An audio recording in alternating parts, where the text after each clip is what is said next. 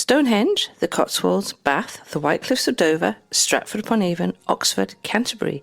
What if you could experience all of that from London without booking a single train, hiring a car, or figuring out a single route? Stay with me. This episode is going to change how you think about day trips from London. Welcome to the UK Travel Planning Podcast. Your host is the founder of the UK Travel Planning website, Tracy Collins. Each week, Tracy shares destination guides, travel tips and itinerary ideas, as well as interviews with a variety of guests who share their knowledge and experience of UK travel to help you plan your perfect UK vacation. Join us as we explore the UK from cosmopolitan cities to quaint villages, from historic castles to beautiful islands, and from the picturesque countryside to seaside towns. Before we get started, we'd like to thank our sponsor, Walks and Devour Tours. If you're planning a trip to London, you'll already know the challenge. There's a lot you want to do and only a limited amount of time to fit it all in. That's where the right tour makes all the difference, because you want experiences that are the best use of your time, with more access, less waiting and a deeper sense of the city. That's why we recommend Walks and Devour Tours. They offer walking tours and food tours designed to make your time count, often with early or after hours entry. You'll also be with exceptional local guides who add the stories and context, so you leave with a richer understanding of what you're seeing and a trip that feels genuinely memorable. If you're visiting London as a couple, with family, or you simply prefer a more intimate experience, Walks and Devour Tours also offer private tour options. To learn more, you'll find the link in the show notes.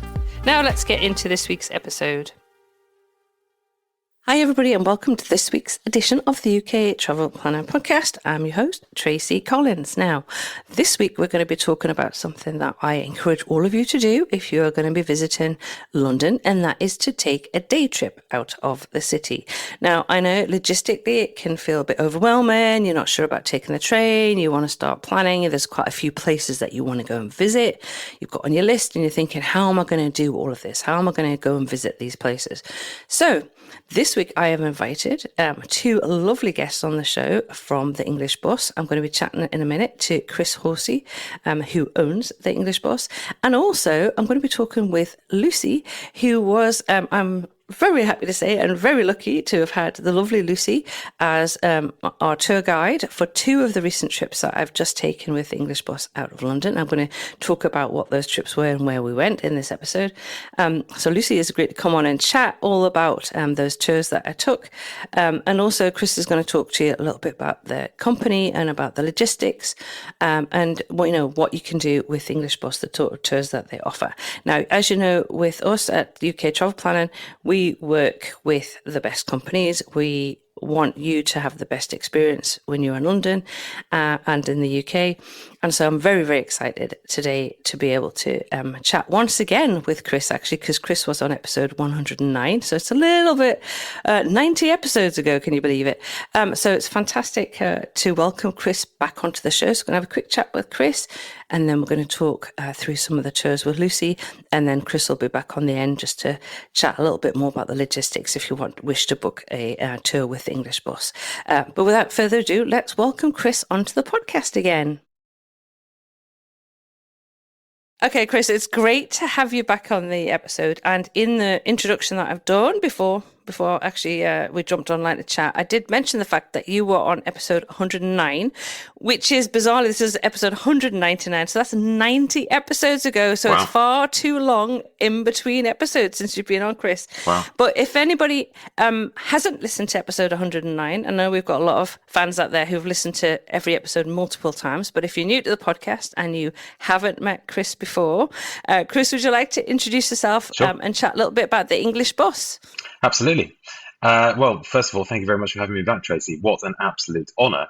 My name is Chris. I am the founder and co-director of the English Bus. We run day tours, small group day tours out of London, visiting locations such as Stonehenge, the Cotswolds, Oxford, Kent, Canterbury, Stratford upon Avon. I founded the business back in 2009. I had a background in teaching English as a foreign language. I used to take my students out on tours. The business originally started supplying tours to that industry. However, I swiftly pivoted it towards the tourism industry. And we initially it was just me. I was the tour guide, I was the driver, I was the sales and marketing manager, I was the cleaner, I did everything. But a few years into the English bus, we started growing. I was joined by my now wife, Jen, who was my partner at the time. She had left her career in design, and she said she'd like to come and do some work with me. I said, okay, let's do 6 months and see how we go. That was about 14 years ago, and Jen is still my co-director and partner in crime and mother of our children. And Jen generally runs the office and tells us what to do and how to do it. Whereas I run the operational side, liaising with tour guides and face-to-face with customers. So we have a small fleet of 16-seat luxury Mercedes-Benz Sprinter minibuses, and we have a small group of tour guides. And every day we have tours going out from central London to locations that I mentioned previously, plus a few more. And we love what we do, and we love giving our guests the very best experiences possible. We really want to show off our amazing country. We love taking the back roads. We love telling the stories that perhaps others do not. We love getting to know our guests. And what we really want is to create an atmosphere and environment on our tours where it feels like you're going out with a group of friends that you may have only met 2 minutes previously when you hopped on the bus. But we like to create a relaxed, quite casual environment so that people are comfortable to ask questions, people are comfortable to interact with one another, and we're not hugely formal.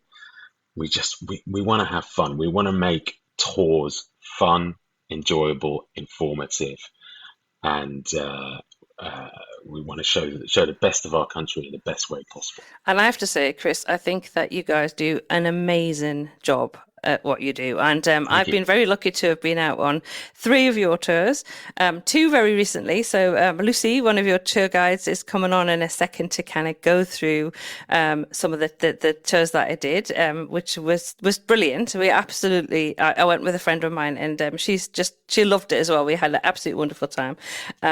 We really did. And we went to some fantastic places. So as I say, I've done 3 out of the 4 tours. Do you want to just talk a little bit briefly, because I know Lucy's going to go into more detail about what we did on the tours, but just want to cover briefly what of the 4 tours. I feel like now I've done 3, I should be doing the 4th one, Chris. Okay.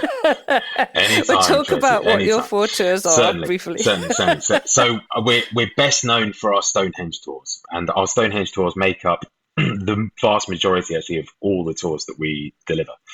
And we have 2 varieties of Stonehenge tours. The first one is the classic, the one that we are best known for, the tour that we've won lots of awards for, which is Stonehenge, Bath, and a Secret Place.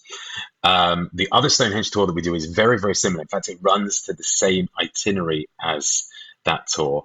It is the same itinerary until the last part of the tour. That is Stonehenge, Bath, and a Cotswolds village. Cotswolds village in question is the incredible village of Castle Combe. So the first tour, the Stonehenge, Bath, Secret Place tour. First of all, we pick up in London. We head down to Stonehenge. Stonehenge is about 2 hours 15 minutes from central London, nestled deep in the Wiltshire countryside.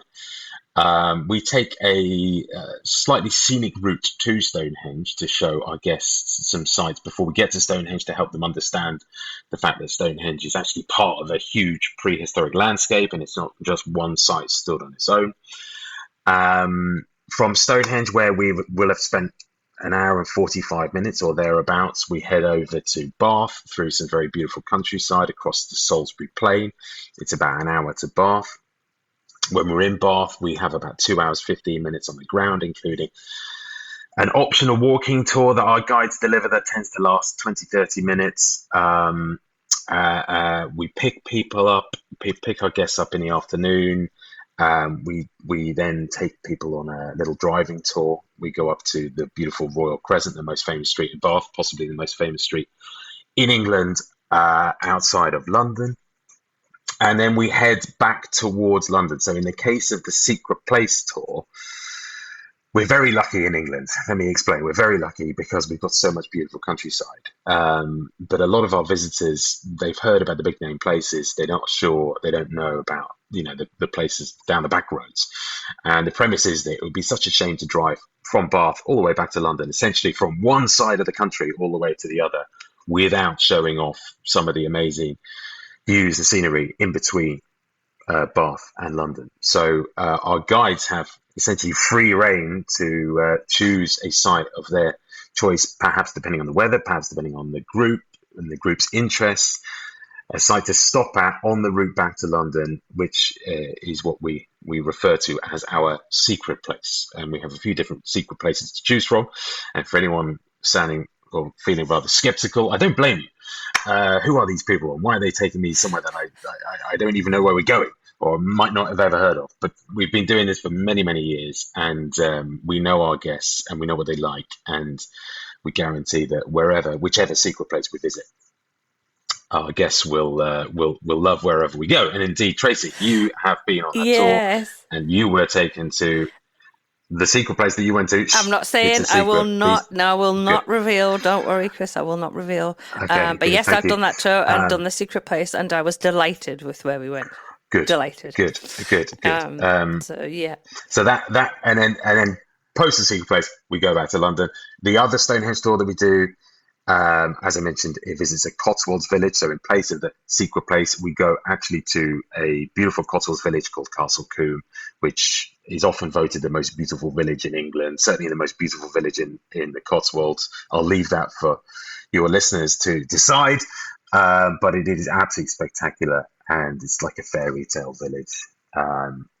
And we spend half an hour in there. It's a very small little village, population just a couple of hundred people. One of the streets, soak up the beautiful Cotswolds views and the wonderful, peaceful atmosphere. And then we head back to London. So those are our two Stonehenge tours. And I'm just going to interrupt as well, Chris, there, and say that one of the major fantastic advantages of going with you guys in because you've got a small, very comfortable bus, I will say, very, very comfortable, is that you can go to places like Castle Combe, and if you're thinking about driving to these places yourself, believe me, trying to get parked in Castle Combe is not very easy. But when you go out with a English bus tour, you don't have to worry about any of those logistics whatsoever. You sit back in the very comfortable coach and just enjoy the ride without having to worry about any of those logistics. Absolutely, yeah. I mean, we get lots of emails from people saying, after they booked, saying, how do we do this? How do we do that? This is for the day of the tour. What happens here? What happens here? And obviously, we are happy to answer all questions. But essentially, one thing we say is, don't worry. We'll just take care of all of it. You get on. We'll give you a great time. We do this every day.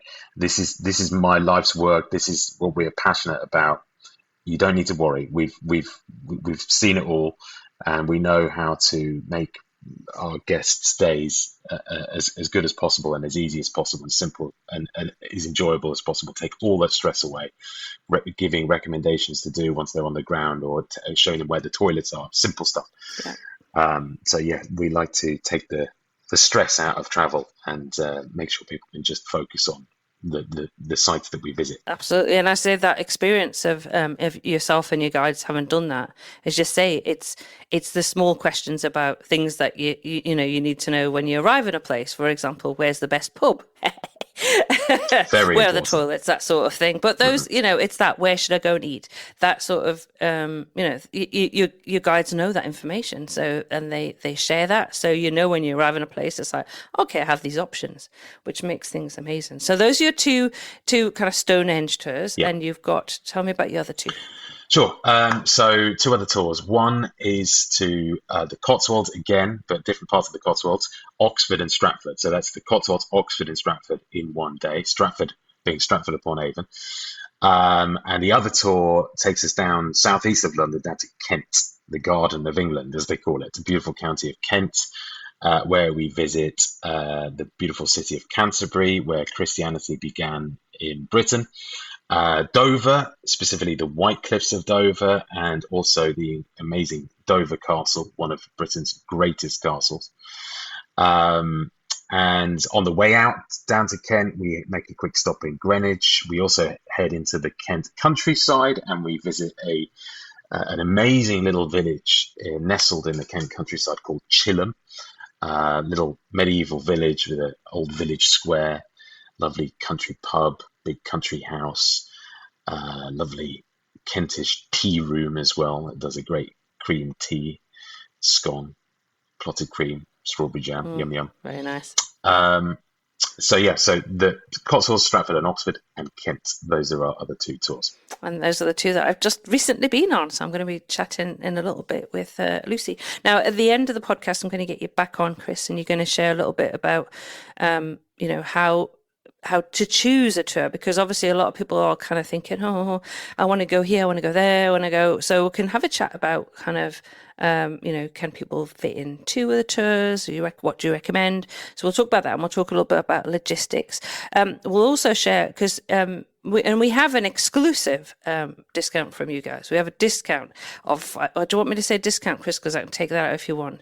Okay, that's right. I'll just say that. So, so listen to the end as well, because we do have an exclusive discount with English Boss, and it is exclusive. We are the only people that Chris gives this code to. So you guys are really privileged to have this. So listen to the end, and we're going to share that, as I say, at the end of the podcast, so that when you go to book your English Bus tour, you can use that and get that very kind discount from you, Chris. But would you like to introduce Lucy, because I'm going to chat with her in a second, and then we'll chat in a little bit to get all that logistical information to everybody. Absolutely. Lucy is one of 7 guides who work with us, 7 fantastic, amazing guides who are incredibly talented and far better at tour guiding than I ever was. Lucy has some particularly unique and special attributes. She used to be an archaeologist, a professional archaeologist. So when she talks about the history of Stonehenge and prehistory, you need to listen, because she knows everything that there is to know. She's a wonderful communicator and an absolutely lovely person, and a very, very, very well valued member of our small little team. So, Lucy, take it away. Thanks, Chris, for giving that lovely introduction to Lucy. I now have Lucy here, who I am very excited to talk to, because I've spent 2 entire days with Lucy over the last week. So poor Lucy gets me up for a 3rd day. But I'm so happy that you agreed to come and chat, because we loved you. We absolutely loved you. Absolutely on one of the best, if not the best, tour guides that I have been out with. We just thought you were fantastic. So, and I know our listeners are going to love you too. So, who better to talk through these tours but the tour guide that we went out with? So Lucy, because I could wax lyrical about how amazing you are, but I want you to introduce yourself and tell us a little bit about your background. And obviously you've been working with the English Boss for a few years now. Yep, I have. Well, thank you. I'm really pleased to be that you asked me to come on. I'm really glad you had a good time. That's what's really most important for me. I've been working for the English Boss for a couple of years. I love history, and kind of came into this through having an archaeology and anthropology degree, which I did at university many, many years ago, but wanted to continue using that in some way. And before I did tour guiding with the English Bus, I used to drive around the country in my own car with it filled with animal skins and bows and arrows and flint tools and stuff like that, and teach kids about living life in the Stone Age. Because for me, I think history is, it is such, you can touch it, you can smell it, you can feel it, it all really happened. And just as long as it's portrayed in that way, it's really, really exciting and really interesting. So I've swapped 120 children for 16 adults and I really enjoy it.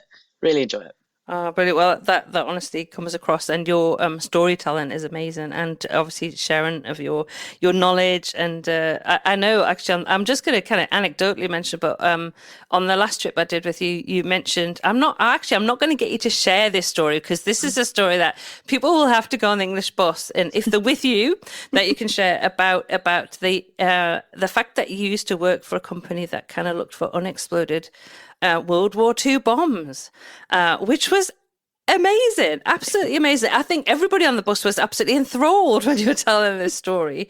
But yeah, so you've got a very interesting background as well as your degrees as well in terms of your experience, and you bring all of that onto the tours with you. Well, thank you. I mean, I think it's all kind of led me in this direction, really. And it is really, yeah, it's nice to be able to take all of that and talk about it. I think one of the nice things about the English bus and the kind of ethos of the guides is how we are encouraged to make them our own. And we're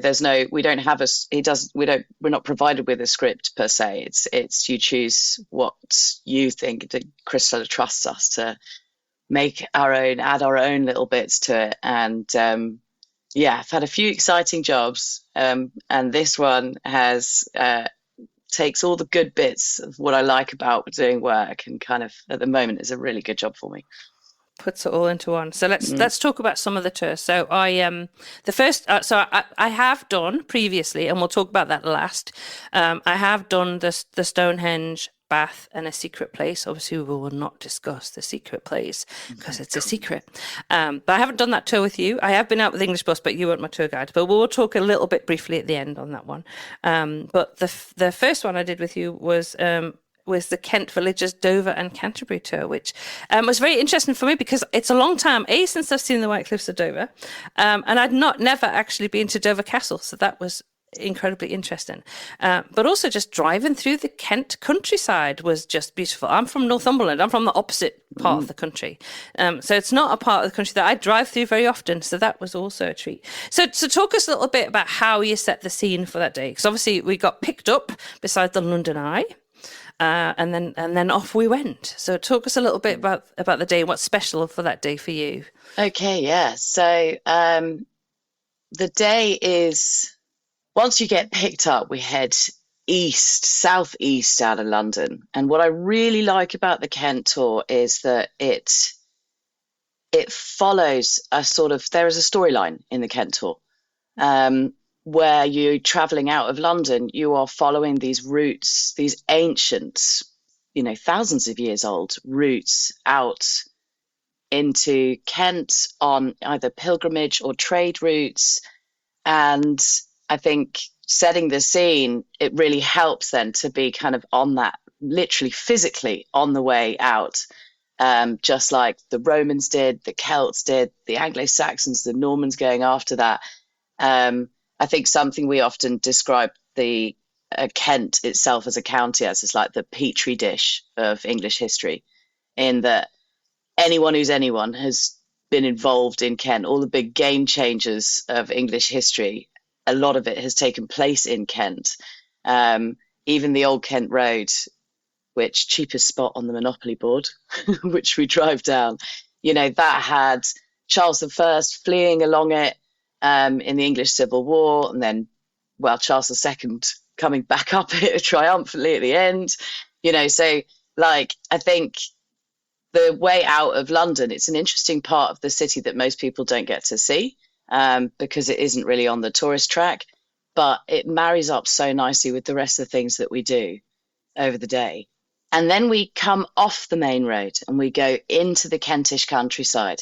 Another thing that is nice about Kent is it's called the Garden of England.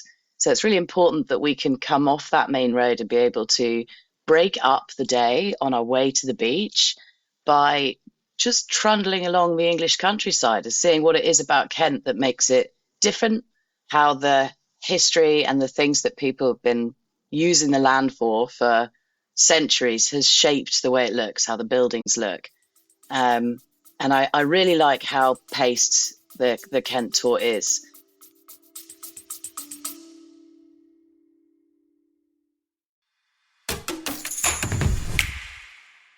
Just a quick pause to thank our sponsor, Walks and Devour Tours. If you're planning a trip to London, you'll already know the challenge. There's a lot you want to do and only a limited amount of time to fit it all in. That's where the right tour makes all the difference, because you want experiences that are the best use of your time, with more access, less waiting, and a deeper sense of the city. That's why we recommend Walks and Devour Tours. They offer walking tours and food tours designed to make your time count, often with early or after hours entry. You'll also be with exceptional local guides who add the stories and context, so you leave with a richer understanding of what you're seeing and a trip that feels genuinely memorable. If you're visiting London as a couple, with family, or you simply prefer a more intimate experience, Walks and Devour Tours also offer private tour options. To learn more, you'll find the link in the show notes.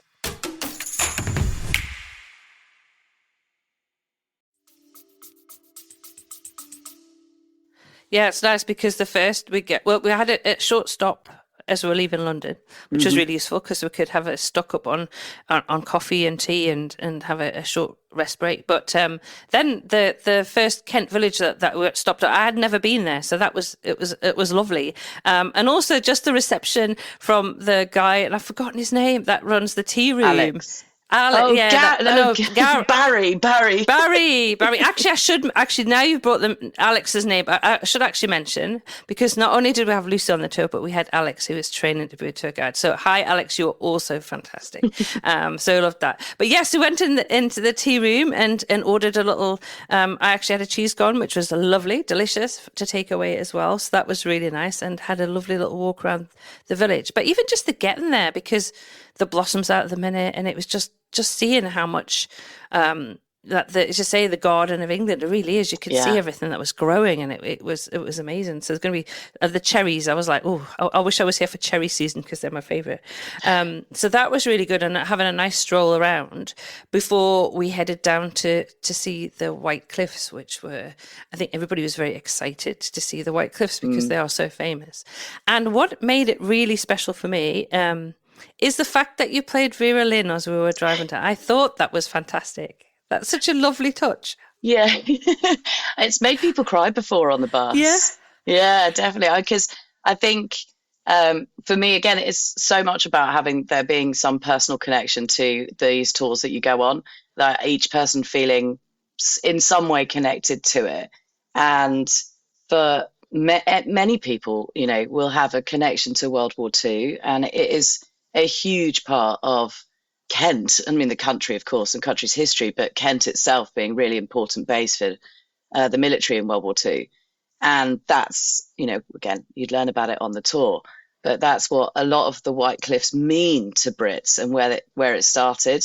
And all of these little things, the things you see, but also the stuff you hear. I play music every now and again on other tours to just, again, kind of add that little extra bit of context or meaning. Every now and again, I'll hop off the bus and pick a bit of wild garlic for everyone to chew on, so that you get all the kind of holistic experience of being in these places. Absolutely. Actually, we'll mention as well is also pointing out the architecture, the housing. So the Oast houses in Kent, which are fabulous to see. I mean, probably cost, I don't even want to think how much they cost, but they're beautiful. And I think for a lot of visitors, if they're just going to go to London, they're not going to experience that. So that was amazing as well, being able to see, the different architecture and explain what an Oast house was and how it was used, and, be very jealous of those people that manage to live in one these days or have an Oast house.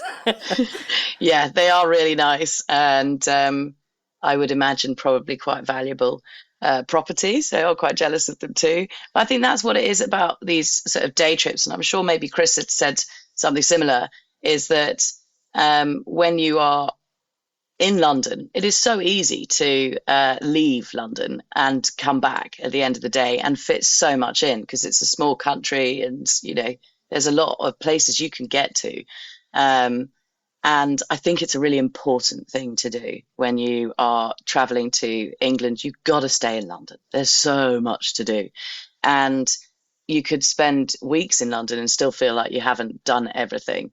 But I do think that London, it's a little bit like comparing, I guess, New Orleans to Louisiana. It is its own thing.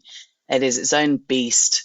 And seeing the England outside of London is a very valuable way to kind of understand the country more, to kind of get a feel for it. And the Kent tour, again, when you go down to Chilham, you'll hang out and chat with Barry, and he'll make you a cup of tea, be very happy to see you.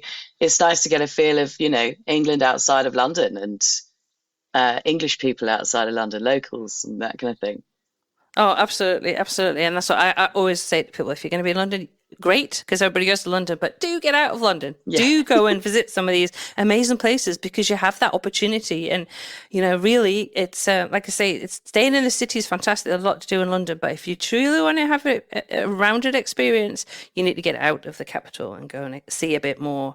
Now, Dover Castle, talk to us a little bit about Dover Castle. Now, I had never been there before, so I found it was very interesting. And I'm going to go back because I want to see a bit more. I want to see the World War II tunnels. So this time I didn't do that. I went and explored a bit more of the castle itself. But there are options there of what you can do. Yeah, definitely. I think Dover Castle it's huge. It argues that it's the largest castle in the UK, but Windsor Castle also says it's the biggest. And I think in terms of like beastiness, Windsor might be bigger. There's a bit more kind of building there. But the grounds of the castle are huge. And Dover, the key to England, it being so close to France, and with our kind of embittered rivalry with France over, millions, over, centuries. It feels like millions. It feels like millions of years. Millennia, at least. It's in a really important, strategically important building. And I think the thing about Dover Castle that is really interesting is that it's been consistently occupied for, in the Iron Age, there was a hill fort there. The Romans then built a lighthouse and a fortified base and outpost there. Then after that, it was built on and used, and then right up until the World War II, it was being actively used. So it fits kind of any interest level. If you're like there because you're actually far more interested in World War II, then it has loads of options with the different types of tours that you can go on. The medieval history for me personally is the more the bigger draw, because it's all around this incredibly exciting time in history, and all the battles between church and state, between power-hungry, paranoid medieval kings, and just showing that strength and power and that kind of thing. So again, it's all about like encapsulating English history, what was like made us who we are. And you could spend, like you said, you could spend all day there. There's so much to do. There's stuff that even I'm yet to do, because they've only recently reopened some medieval tunnels. And that's something that I need to go on a sort of training day and go and check it out, because I've yet to do it. So you could go there and spend an entire day. But in the time that we have, it is quite possible to go and do the World War II bit and explore the medieval castle, grab something from the cafe, and have a little walk around, and well worth doing. Absolutely. And I would also recommend go at the top of the castle, because the views are just amazing. Yes. I've already said I'm going to put some of the pictures I took in the show notes, because we were like, wow, this is really lovely. So you do get fantastic views from there as well. But an interesting castle. Could you see France? Yes, I was actually talking to Chris about that, because he was like he did say, we can't guarantee that you're going to see France. I'm like, I know, but we just were very lucky. It was a beautiful day, clear day. Because we've had some funny weather the last week or so, but it was a beautiful day that we were there. So from Dover Castle, we then head up to Canterbury. Now, these are quite long days. So, you're out of London for quite a long time. So by the time you get to Canterbury, so how do you at that point kind of get people interested and excited about being in Canterbury and what to do and see? I think with the Kent tour, they are all very long days, but they're paced quite nicely in the sense that once you get to Canterbury, you have at least 2 hours of your own time. So it's a short drive from Dover to Canterbury. It's only about half an hour. Me personally, I will probably talk a lot about going back to that kind of how Canterbury and Dover are linked together between Henry II, Thomas Becket, big history stuff. It's all quite it's all very dramatic. And it was after that point that it became such an important sort of pilgrimage point. So, once you arrive, you kind of understand the big deal about Canterbury being the heart of the church since day one, and how it kind of all marries up to what you've been learning about on the day anyway.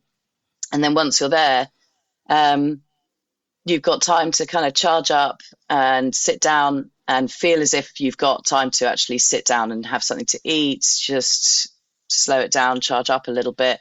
You can check out Canterbury Cathedral and don't have to worry too much about having to see the city, because we will take people back to the bus on a walking tour. So you've got loads of time to just relax, and then that we're going to take you around the town to see it anyway.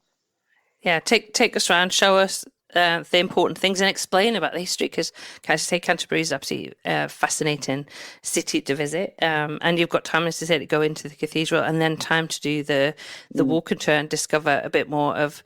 Actually, Canterbury is, I think it's a bit of a underappreciated city, to be honest, because when I do talk to a lot of people about where they're going to visit, Canterbury occasionally comes up, but I kind of think it really deserves to be visited because it's a fascinating city to go and see.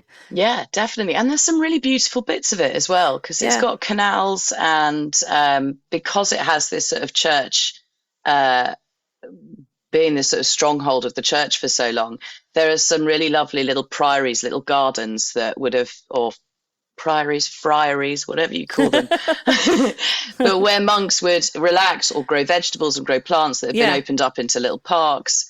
And it is still, you can feel the age of a lot of these buildings, and it is underrated. I know what you mean, but it's easy to get to, and there's loads to see.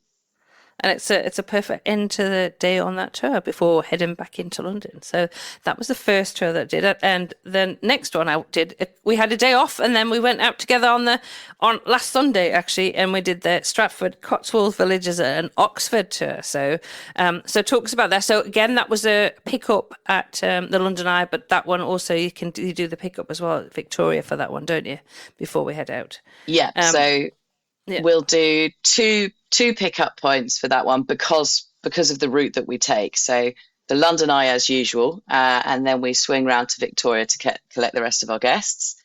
Then once everyone's on the bus, we will head west or northwest out of the city, depending on traffic. So we may go through Kensington and Chelsea and be able to talk about that sort of thing, or head up along Park Lane and Mayfair and head out of the city that way. Depends on traffic, road closures, Once we're out, you'll have a little bit of time to just relax. I'll tell people about what we're going to experience, and our first stop of the day is Stratford upon Avon. So our first stop is the town where Shakespeare was born, where he classed his hometown all the time, never forgot where he was from, always remembered he was a townie through and through. And it's a really good way to do it because that's the longest journey of the day. From London to Stratford upon Avon, you're pretty much getting to Birmingham. So it's a big drive. But again, these smaller groups, if people need to take a break, that's something that we can facilitate. People need to commune with nature. That's not their fault. That can happen. And that's totally fine. We factor all of that stuff in. But what that means is once you're out, we can then trundle our way down closer to London as the day goes on before we finish up in Oxford. You're a little close to London. So the drives get sort of more, once start of the day, you've got long legs, you're charged up and fresh for it. So you can do a nice big drive and then you get closer and closer as we go. Absolutely. And I think Stratford's it's a great place to visit. Again, Stratford does actually come up quite often. And I think the logistics of getting to Stratford can throw people a little bit because it's a little bit tricky to get to. So it's a great place to head first. And it says it's where Shakespeare was born, married, where he died. He's actually buried in Stratford. So talk us a little bit about what you kind of recommend people do in Stratford. I think for me, the best and probably the main thing to do is to visit Shakespeare's birthplace, the house where he grew up. It is amazing that the house he grew up in is still standing. That is amazing. Shakespeare's house, not just any random Tudor house. Shakespeare's childhood home still stands. And then not only that, it's open to the public. It's just that doesn't, the chances of that happening after 400 years, it is amazing. So it is fantastic. Yeah. Absolutely. And that means, that being able to go and do that, I think, is the main thing to do. It does have a lovely little high street. There's lots of cute cafes. You can always head out for a walk down towards the River Avon. There's enough lovely park. And it is a medieval town, so there's a lot to sort of see. But the majority of the time that you have, what time that you do have, I think you prioritise seeing Shakespeare's birthplace and then see what you can do outside of that. Absolutely. Well, every way that you walk in Stratford, and I love the fact that I've been going to Stratford for a long, long time, where it used to be, it wasn't pedestrianised, that main street. Now it's pedestrianised, so you can kind of relax as you walk down there and really enjoy it, which is amazing. And I also loved the story that you shared about where Shakespeare died, actually, and what happened there, because that's actually fascinating, because you do see where that house was that Shakespeare actually lived in, and find out. Again, I'm not going to spoil it, because you have to go on a tour and find all this out about what happened to the house that Shakespeare actually died in, because that's also very interesting. But just walking around, you actually see Shakespeare's eldest daughter's house as well. You can see that. I was actually very excited to go. I've just recently, not long ago, went to see Hamnet at the cinema. I don't know if you've been to see that, Lucy. You need to go and see it. Lucy's shaking her head. Lucy, you need to go and see it. I cried, so just be prepared. You will cry, and it's about Shakespeare's son. Yes. I'm not going to spoil it, but I actually did ask where the grave was. They're not quite sure, but they do. There are, because he had a twin sister, Judith, and there are trees in the graveyard to kind of mark where they think they were buried, because obviously it's quite a few years ago. So that was really touching for me, because I saw the film and I kind of brought that into. We kind of all know about Shakespeare, but also learning a bit about his family was just fascinating. So that was wonderful. Yeah, and I think that's so much what Stratford-upon-Avon is about. I mean, that's partly why I haven't seen the film, because I'm not prepared for a massive cry. You will cry. You will cry. Yeah. So I need to kind of like prepare myself for it. And that is what Stratford is about. What Hamlet does so well is to sort of paint Shakespeare as just a real person. And Absolutely. That's like what you can get here is where he grew up, the house where he raised his family, and the area where he raised his family. But we won't talk about his house. I think you feel that, though. I think you feel that because you feel that connection, because we all studied Shakespeare at school, at uni, but I think it's like when you go to Stratford, you realise that, he was a genuine normal person that, was born and grew up as you say, in a kind of, in a small town in the middle of kind of nowhere, really, when you think London was the kind of centre of the universe. So it is fantastic, and it kind of puts that into perspective. So totally. And I've been to Stratford many, many times, and I loved this trip, but I loved it. It was really good to go and just kind of put that into. So if you're going to go, watch Hamnet as well. I think it'll be really cool. But just enjoy Stratford, because it is a lovely, lovely town to walk around. Now, after Stratford, we popped back onto the bus and we headed into the Cotswolds. And this is something else I was talking to Chris about, because the advantage of being on a small, very comfortable bus, I should say, is very, very comfortable, is that you can go into these places that these bigger coach companies can't get into. Yes. So where did we go? I'm going to share that. Yes, after Stratford, we leave the town behind and we jump onto the Fosse Way. So you start driving down an old Roman road, learning and heading into this place that we call the Cotswolds. Learn about what it is about the Cotswolds that makes it so famous. And along that Fosse Way, we will stop. Our first stop before we really get into the Cotswolds properly is a town called Stow-on-the-Wold.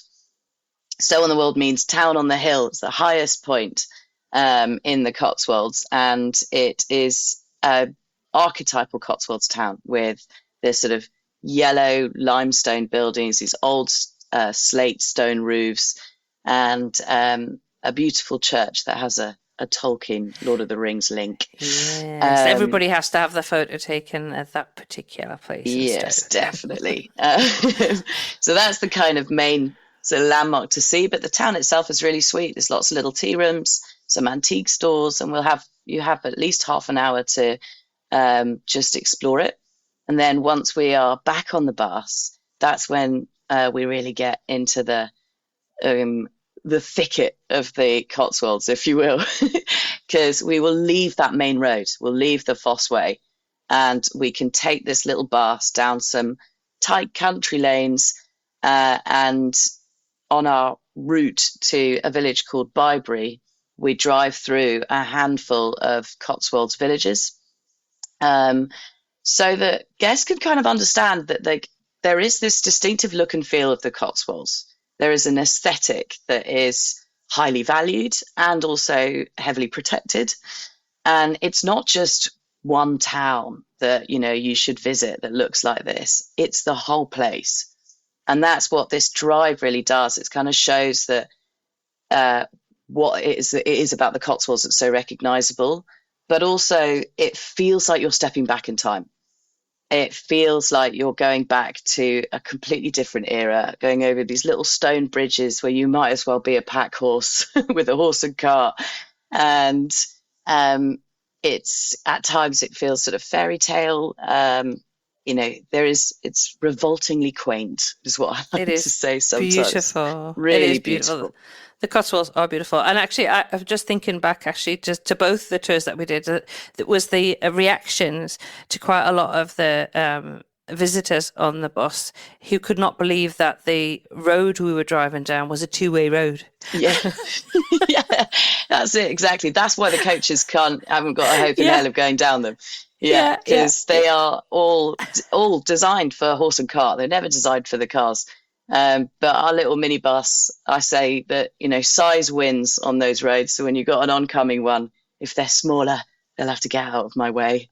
Absolutely. And just going to Bybury, because I personally love Bybury. I think Arlington Road is beautiful. I would like to stay in one of those cottages. It's on my kind of wish list to do, because it is so stunning. But the nice thing is you've got enough time that you can actually do the loop round and actually enjoy.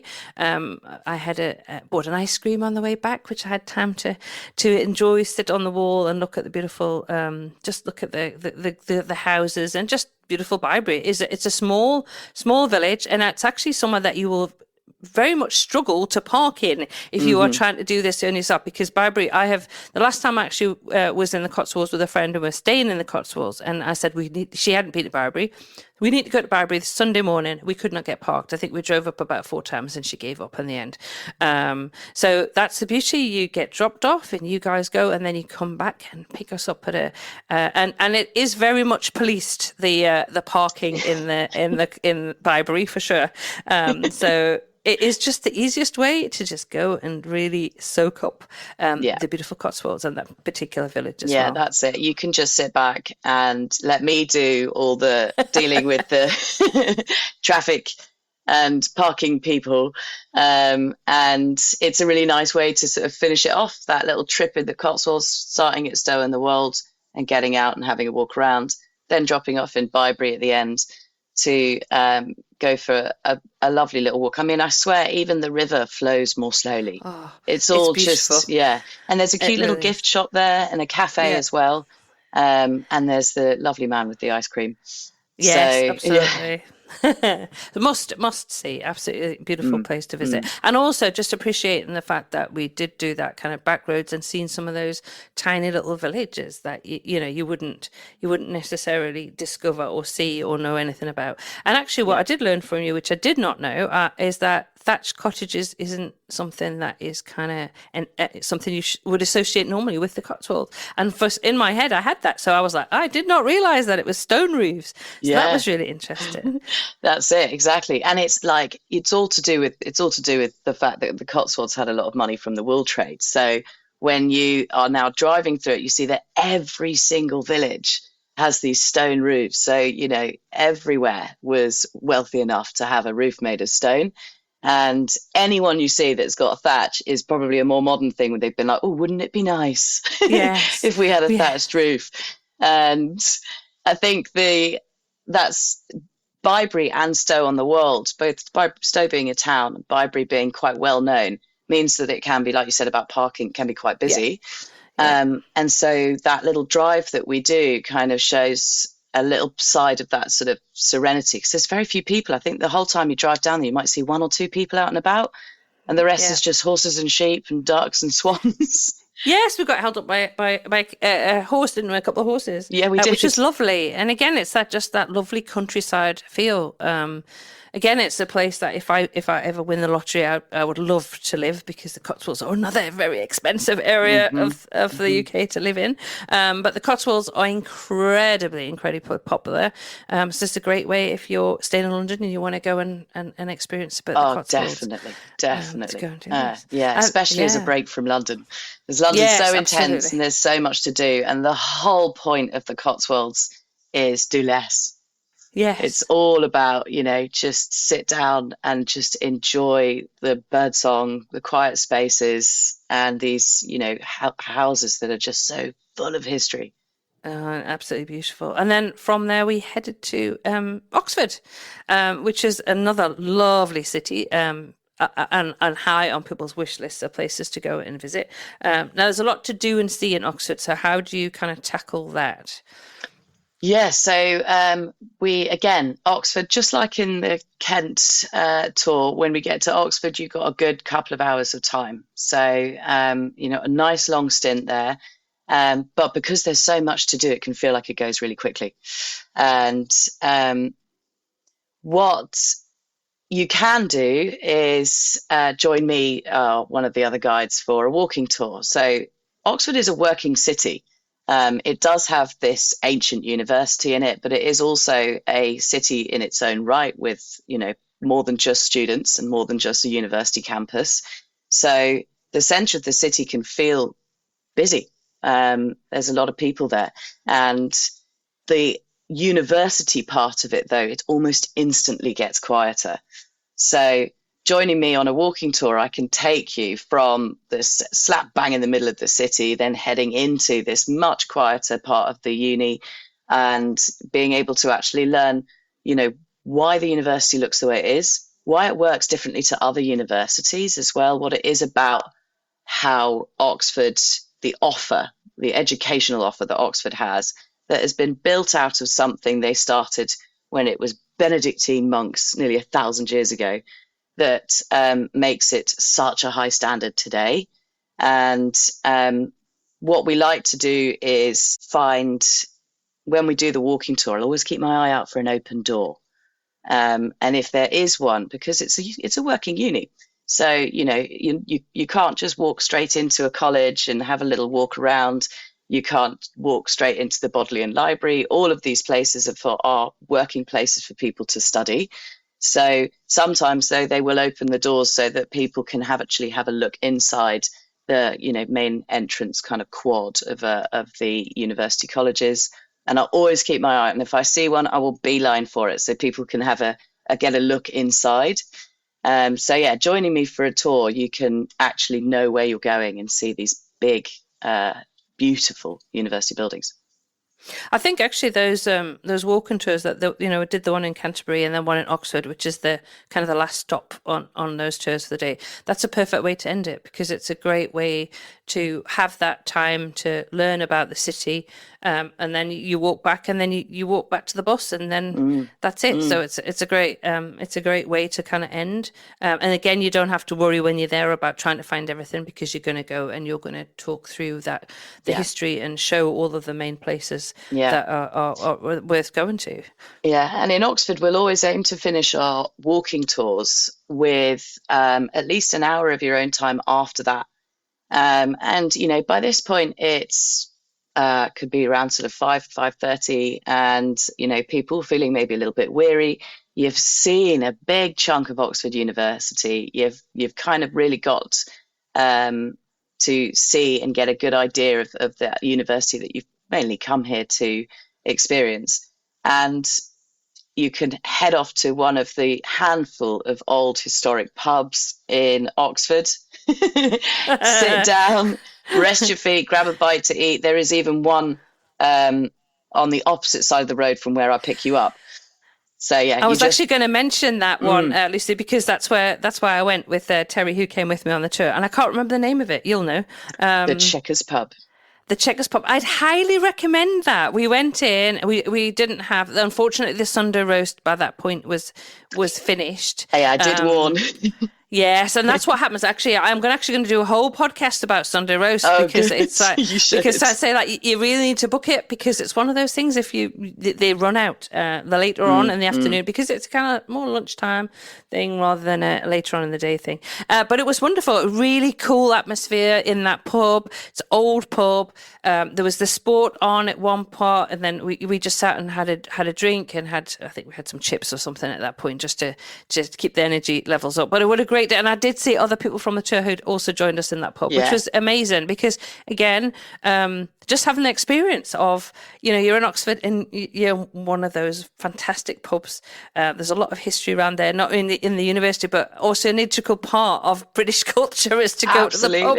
Yeah, exactly. You know, you could be sitting at, you know, round a little table in the Chequers Pub where Tolkien, C.S. Lewis and Lewis Carroll would be having a Guinness and chatting about, you know, fantasy and all that kind of stuff.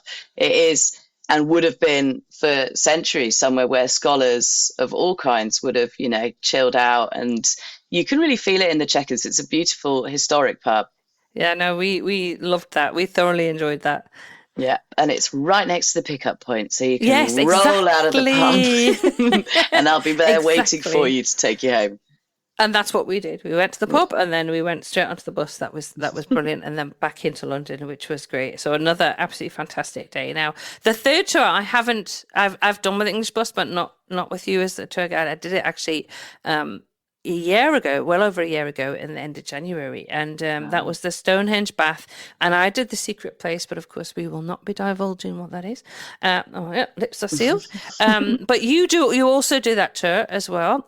So talk me a little bit through that, the Stonehenge Bath, and I know there's either the secret place or there's the Cotswold village of it's gone out of my head. Where do you stop? Castle Combe. Castle Combe. I always forget that one for some reason. Stop off in Castle Combe. So talk me a little bit about what you enjoy about that particular tour. Yeah, okay. So of course we've got two options for that tour. You can do Bath, Stonehenge and a Cotswolds village, and you know where you're going at the end. Or you do Bath, Stonehenge, and we'll take you to a mystery place, a secret place after that. And what I like about these tours, those tours is, well, actually, you get a massive variety of what you're doing. So going to Stonehenge, I mean, it's Stonehenge. It is the most famous stone circle, one of the most famous archaeological monuments, you know, in the world. And it has a right, in my opinion, to be as famous as it is. It represents a really important time in our human story. And everyone is related to, owns a bit of Stonehenge. It's a human story, if you choose to believe that. We can talk about the alien in the room as well on the bus, but you also will drive across Salisbury Plain and through Wiltshire. So you get to see a lot of the English countryside in the southern central part of England. And after leaving Stonehenge, you go to Bath. So you've got all of this history out in the great outdoors. You know, you really can't hide from the great forces of nature when you're at Stonehenge. If it's sunny, windy, rainy, you'll get you'll feel You'll it. get it. Yeah, You'll yeah. feel it. So do take a rain jacket, whatever time of year, to be honest, because Whatever time of year. You never know. You never know. And, you know, if it's windy, then on Stonehenge, it's going to be windy, that kind of thing, because it's big and it's exposed. That was the whole point. That's why it's there. And once we're all back on the bus, we then head further west out towards Bath. And I love this. You will see the landscape change. As you leave Wiltshire and that chalk behind, you'll enter into a new bedrock of the West Country of Somerset, which is limestone. And it's all valleys. There's loads more woodland. So that sort of change as you get out away from London, across the Wiltshire and then into the west, you see the land change. And we jump forward in time on our way to Bath. What I like about this tour is that Bath is a beautiful city. Architecturally, it's amazing. It has a lot of history, but when they are these two really important places to see, and they have a right to be popular places to go to, they're so different. So if you're traveling with a group, you know, there might be someone who's much more interested in ancient history. Stonehenge is going to, you know, scratch that itch. And then Bath is a beautiful city. If you like period dramas, if you're an Austen fan, if you like a bit of Bridgerton, you can walk, you know, down all of these streets and just take yourself back into that space. And then, of course, after that, we leave Bath behind us.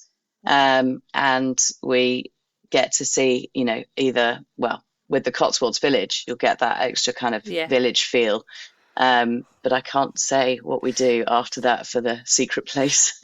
No, it's a secret. You can only find that out if you actually book the tour. So we are sworn to secrecy, absolutely for that. But as I said to Chris, I've done, and I know there's a few options for that, and I've done one option. I'm very, very pleased with where we happen to go. So I really enjoyed that. Yeah. So you can't, to be honest, you can't lose on this. Which one you do, you're going to get to experience Stonehenge. Yeah. Which I'm always promoting Stonehenge, because quite often it's a lot of British people who go, oh, Stonehenge, it's just a pile of rocks, and I went, oh, you're missing the whole point. You're missing the whole point. Exactly. If you call it just a pile of rocks, I mean, you could call Westminster Abbey a pile of rocks. You don't understand the kind of context of it.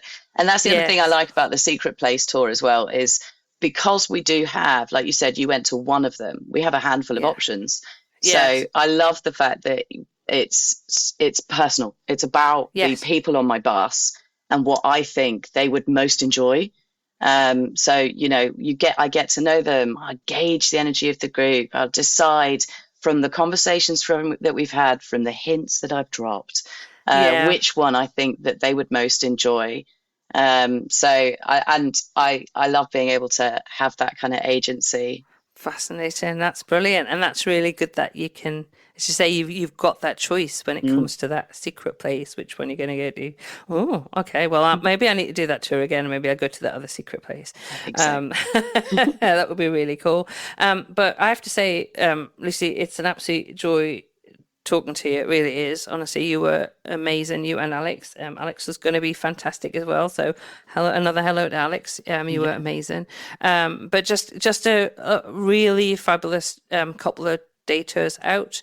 Really enjoyed it, and obviously I know Chris has got a number of guides, so not guaranteed that you will get Lucy, but all his guides are amazing. I will assure you of that. Absolutely. But it's been fantastic to talk to you, Lucy, and thank you so much for coming on the podcast. Well, thank you. I really enjoyed your company. I enjoy the company of my guests 99.9% of the time, because I think that's what Chris has cherry picked. It's a handful of guys. There's only 6 of us, and you know, we all really, really like what we do. And I think Chris, you know, wants people to have a personal connection to it and enjoy it.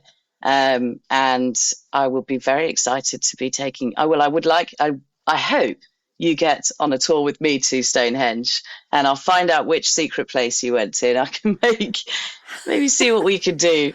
Well, the thing is, I won't be able to share it with listeners, though. Nope. That's the only thing. But I will say, if you're listening to this podcast and you book on with the English bus, and you do get Lucy, say hello to Lucy, because you're gonna be like, I heard all about you on the podcast. So expect that this summer you will have some guests on the English bus who will have heard you, and will be like, well, oh my goodness, it's Lucy. I will warn those listeners then that you will get a very excited and enthusiastic reaction from me. So that's amazing. But so I hope to see you again, Lucy. But say thank you so much for coming on to the podcast. It's been an absolute pleasure. Thank you. Okay, so welcome back, Chris. We've had a great chat with Lucy about the tours. So now I know what our listeners are going to be thinking is the big question is going to be, I can only do one, maybe maximum 2 tours. How do I choose? Difficult question, Tracy. How do you choose? Well, first of all, you need to think, are there any sites outside of London within a day's reach of London that you specifically would like to visit? And if one of those sites is, or if that site is on the list of places that we visit on our tours, then, choose the tour that visits that site. Okay, you must satisfy your curiosity if you have a particular place that you want to visit. If you're not sure and you would like to see some of England outside of London, which I would thoroughly implore everyone to do. Obviously, I'm biased, but London is an incredible city, having been brought up there and lived there for so many years. But England is a different country outside of London. And the culture, the views, the architecture, the history is very, very different. So a day out of London, at least one day on a trip over to England, is a very, very good idea. If you're thinking, okay, we're not sure what we want to see, we've got one day, where are we going to go? Well, I think the tour that is most popular that we do, that I think gives the widest impression of England, a wide range of historical sites, a huge timeline of England's history, is our Stonehenge tours, because we're obviously visiting Stonehenge, which dates back over 5,000 years. So for most visitors, it will be the oldest man-made site that they will ever visit in their life. We then, after Stonehenge, visit Bath, and Bath has history dating back to the Celts 3,000 years ago, the Romans 2,000 years ago, and a lot of Georgian and Victorian history from 200, 300, 400 years ago, and some amazing architecture. There's lots of cultural references between those two sites. Obviously, we see countryside as well, some amazing countryside. So a Stonehenge tour combined with Bath, and obviously we visit a couple of other places after Bath on our 2 different Stonehenge tours.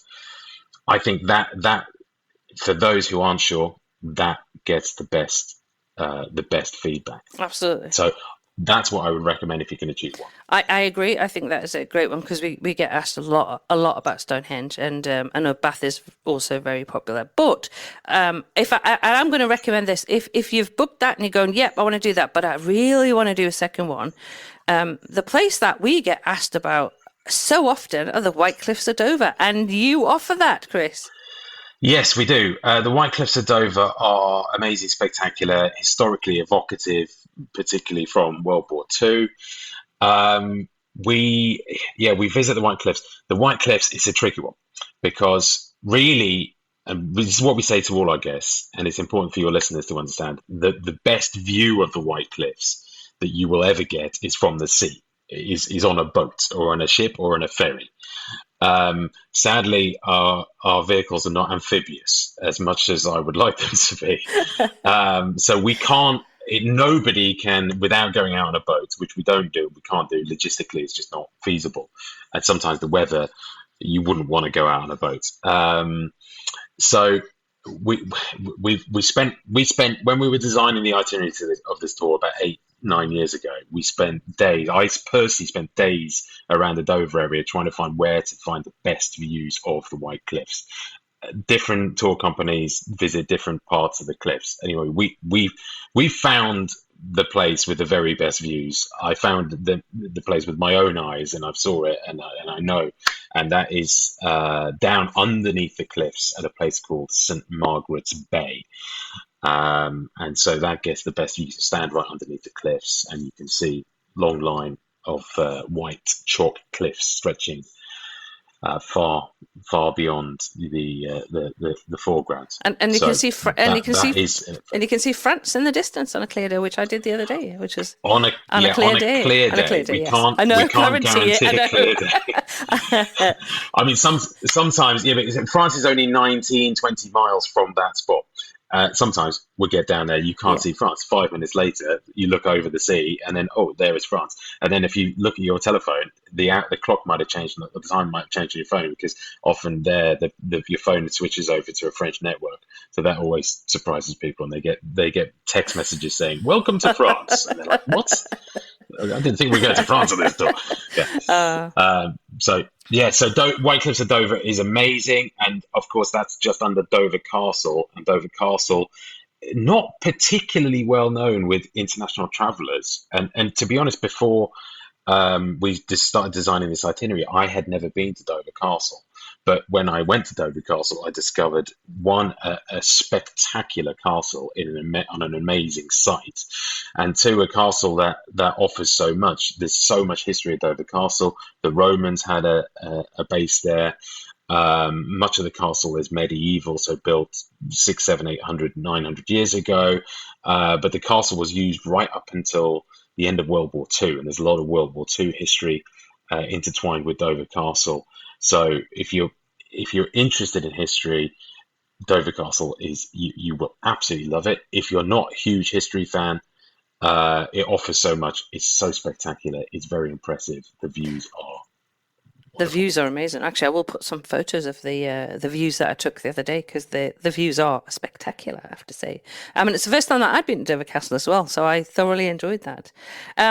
So those are we've gone through the tours. We've talked a little bit about how to help people if they're kind of thinking which ones should I book. Now, what about thinking? And I know our listeners are going, "Oh, I really want to do this. I really want to do these English bus tours. They're amazing." Fantastic. But how far ahead should they book? Because I don't want people to be disappointed, Chris, because this is what happens. Sometimes people go, "Oh, I didn't book in enough time." So how much notice do people need? Sure. I mean, ideally as far ahead as possible, but obviously I appreciate that doesn't always work for people. We're a small business. We've got a limited capacity. Between the middle of March and the end of October, we do get very, very busy, and there are dates that we sell out on, sometimes 2, 3, 4 months in advance. Normally, we still have bits of availability on any given week, sort of 2, 3, 4 weeks ahead of time, even in busy season, but I can't guarantee that. So I would always suggest to people that they book as far ahead as possible. I'd say really ideally at least a month ahead if they want to be sure, but it depends what we've got. As soon as possible. And are your tours open to all ages? That's something I thought I should ask as well. Certainly. We have a no under threes policy. As a parent myself, the idea of taking any very small child on essentially 11 and a half hour bus tour is the stuff of nightmares, and obviously really not suitable. So we say no under threes. I mean, we don't get many young children on our tours who are over 3. We do get a few. They are impeccably behaved, far better behaved than my own children. I wouldn't suggest really taking children under the age of probably 8 on our tours, because they're such long days. They're designed with adults in mind in particular. However, we do get a lot of families, and we love to entertain families, and we get a lot of great feedback from families about the experience that their children had and that they enjoyed it. So in terms of lower age limits, that's the explanation there. Upper age limits, well, no upper age limits. I mean, mobility is important. None of our tours are physically taxing, but at the same time, you do need to be able to get on and off the bus, which involves climbing up 3 steps. And there is a little bit of unavoidable walking on each of our tours, but not huge amounts. So perfect. And obviously the other advantage that you guys have is that you depart from the centre of London. So would you like to just share about that? Because I think that's important, because if you're staying in the centre of London and you want to take a day tour out, then this is your option. You can, because you get picked up by Chris not Chris, by his guides. Well, because it could potentially be you, but by your guides in central London. Yeah. So we have 2 pickup points. The first is the London Eye, right by the London Eye, where we pick up at 8:45 for all of our tours. We pick up there, and for all tours apart from our Kent tour, the Kent tour leaves to the southeast of the London Eye, so it doesn't make sense to go to the next place. But for the other tours, we also pick up in Victoria at 9:10 outside the DoubleTree Hilton Hotel, right next to Victoria Station. So 9:10 Victoria, 8:45 the London Eye. 2 very centrally located places and 2 very, very well connected places. So wherever anyone's coming from in London, doesn't tend to be tricky for them to get to. Yeah, easy to get to, which is really helpful. So thank you, Chris. I'm going to say this is amazing of Chris to do this, but we have a 5% discount with the English bus with the discount code UKTP5. Now we'll put a link to, I think that's the right code. I've just said it and now I'm thinking, is that the right code? I have so many codes, but I think yours is. It is UKTP5. Yeah, UKTP5 is the code. So if you go on, I'll put the link in the show notes, because you have to go through the link that I have to Chris's website to be able to use that code. So if you have any issues with that, are we okay to tell listeners to contact yourselves via email as well? Mm-hmm. So if you have any problems using that discount, please contact Chris or probably Jen. I'll get back to you with just to let them know that if you're having any issues using the 5% discount, and I'm sure they will sort that out for you. Yep. Yep, Chris will sort that out. He's nodding his head, which you're not going to hear. Yes, sorry, yes, we will. We will sort that out. Brilliant. So, thanks so much, Chris, for coming back on the episode. And I'm excited to hear from our listeners about their experiences when they go out with you guys, and they're going to have a fantastic time. Thank you very much. Yeah, well, we did have quite a few of your listeners come with us, or we have done in the last year or so, and it's great to speak to them and to hear how they found out about us through you, and we're absolutely honoured, and we love working with you, Tracy. So thank you very much. So I'd like to say a huge thank you to Chris and, of course, Lucy for coming onto the podcast to share all about their amazing tours with English Bus. I will put a link to Chris's website and the discount code for the 5% off in the show notes, which will be at uktravelplanning.com/episode 199. As I said, if you have any issues using the code, I will also put the email, so you can contact Chris and Jen via the email if there's any issues using that 5% discount. But please mention the podcast that you heard all about the English Bus through UK Travel Planning podcast. That'd be absolutely fantastic. But yeah, absolutely 100% recommend taking a day trip out of London. If you're spending any time in London, it's absolutely worth your time. And English Bus, absolutely fantastic. Great company to go and see some of these amazing places outside within very easy reach of London. Now, okay, as always, that's all I've got for this week. Next week is our 200th episode. I can't believe it. So you're going to hear from myself and Doug next week, chatting all about 200 episodes and what we've learned and what you have shared with us throughout the last 200 episodes of the UK Travel Planning podcast. But that leaves me to say, as always, until next week, happy UK travel planning. Thank you for tuning in to this week's episode of the UK Travel Planning Podcast. As always, show notes can be found at uktravelplanning.com. If you've enjoyed the show, why not leave us feedback via text or a review on your favourite podcast app?